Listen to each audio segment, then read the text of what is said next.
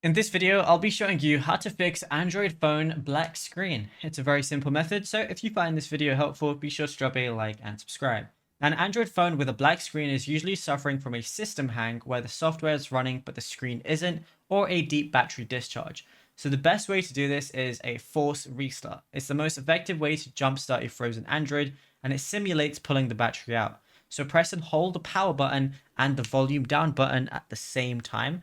Once you go ahead and do that, hold it down for about 15 to 30 seconds. If it works, the phone's going to vibrate and the manufacturer logo like Samsung, Google, etc. is going to appear. And on some older models, you might need to hold power and volume up instead of volume down. And if your battery is completely bottomed out, it won't have enough power to even show the charging icon.